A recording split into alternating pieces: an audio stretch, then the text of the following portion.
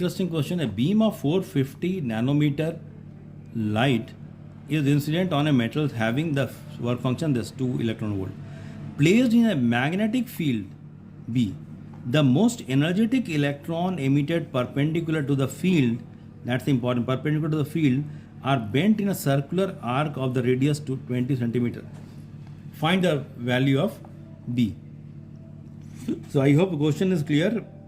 Electron beam incident हो रहा है मेटल में, और वो जो इलेक्ट्रॉन वो बीम है that is placed in a magnetic field strength B, but this the direction of the electron beam and the magnetic field is perpendicular. That's interesting. So definitely and then another point is circular and bent in the circular arc. So definitely this is the case when the low range force Q V cross B, the maximum low range force will be Q V B, and the direction is toward the center. So centripetal force is being act. So we are using this particular theory part, and how we are going to do it. So first of all, we require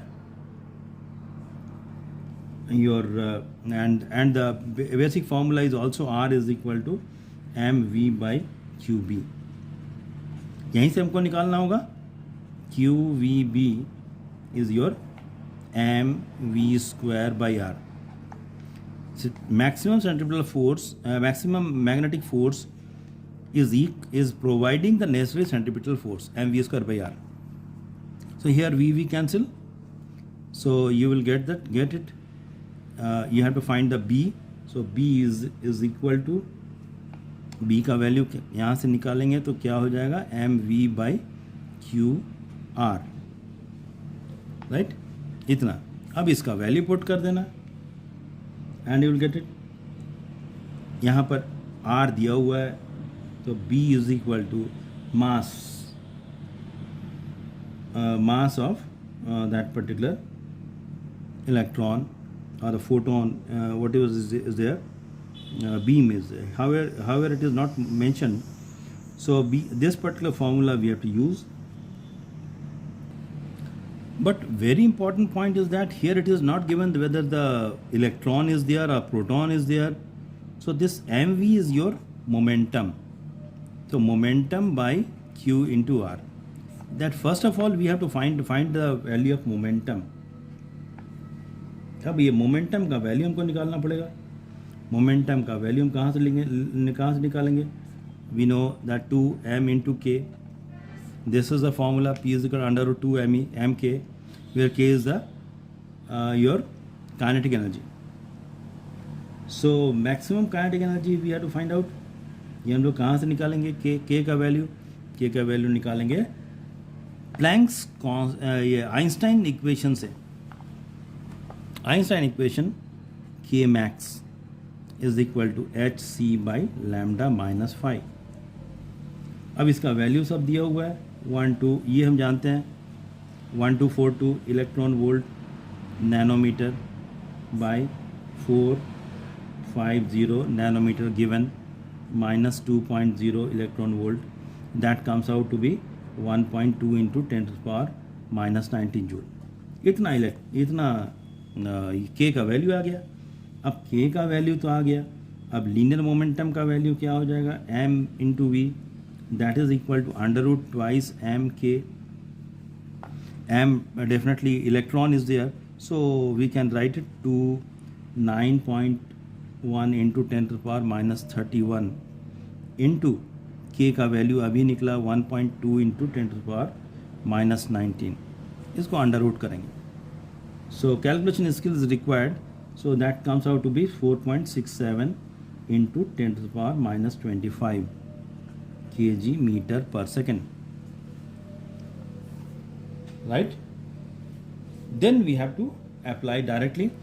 अगर m into v हमको मिल गया तो हम b का value direct निकाल सकते हैं. b is equal to p by q into r.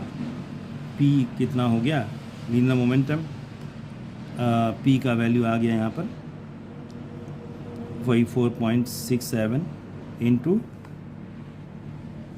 10 to the power minus 25 by Q, charge on electron beam हम लोग लेके चल रहे हैं, into 0.20 metre. That comes out to be 1.46 into 10 to the power minus 5 Tesla. That should be your answer. Now think it, can it be solved by putting the value of M and V directly? M और V यहाँ पर जो आया था M और V, M mass of the electron यहाँ use किए, लेकिन V कितना यूज़ करेंगे ये हमको नहीं मालूम. What is the value of the V? That we are not knowing. इसीलिए हम लोग का प्रॉब्लम ये है कि पहले हमको लीनियर मोमेंटम निकालना होगा with the help of kinetic energy. Kinetic energy निकालने के लिए हमको आइंस्टाइन इक्वेशन का यूज़ करके तब वहाँ से काइनेटिक एनर्जी निकाल के यह लीनियर मोमेंटम का वैल्यू यहाँ पर पुट करना होगा. अगर हमको मालूम रहता v किस स्पीड से इलेक्ट्रॉन मूव कर रहा है तो हम लोग डायरेक्ट अप्लाई कर सकते थे, but here it is not known. Speed of your electron which is entering to the magnetic field is not known. So that's why we have to go back in this particular way. तो फिर से देख लीजिए, QV is equal to mv square by r, b is equal to इतना mv by qr. That is the basic formula. And to find the mv, we are knowing the m but not knowing the v.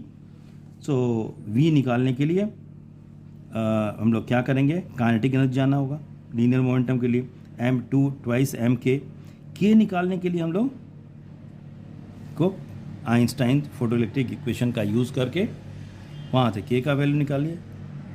Then we have to put the value and we will get the answer this. Okay, another interesting question. Light wave is described, it is given E is equal to 100. E means always when the light equation is there, E stands for the electric field. 100 volt per meter within bracket sine 5 into 10 power 15 second minus 1 into t plus sine 8 into 10 to the power 15 second to the power minus 1 into t falls on a metal surface having phi is equal to 2 electron volt. Calculate the maximum kinetic energy of the photoelectron. तो definitely हम लोग को Einstein's photo electric equation का use करना पड़ेगा maximum kinetic energy जहाँ पर भी आया. लेकिन उससे पहले हमको ये देखना होगा कि फ्रीक्वेंसी कितना है. Frequency we know omega by 2 pi, right. अब ओमेगा का वैल्यू यहाँ से, ओमेगा का वैल्यू हम लोग यहाँ से लेंगे, कितना है, दिस kx होता था यहाँ पर, this is your omega.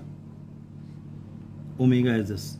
From this particular equation we can write directly omega into T, 8 into 10 to the power 15 second. So 8 into 10 second to power minus 1, 8 10 to the power 15 by 2 pi. अब इसका value आया इतना,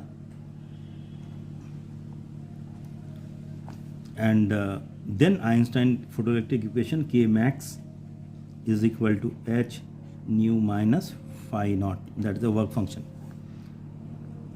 अब यहाँ पर h nu का value, h का value हम लोग को मालूम है 6.63 into 10 to the power minus 34. Nu का वैल्यू जो आया यहाँ पर 8 into 10 to the power 15 by 2 pi minus phi naught. Phi naught is given 2.0 electron volt. इसको कैलकुलेट करेंगे. Calculation skill is required.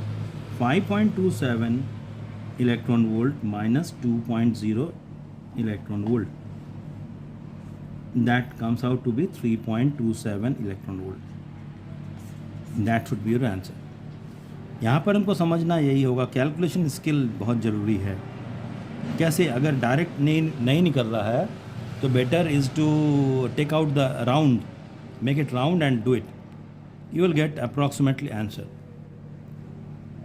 Because if you are not calculating properly it's a very difficult. And if you are multiplying and dividing it accurately, then also it is going to create problem. You have to spare more time. Okay.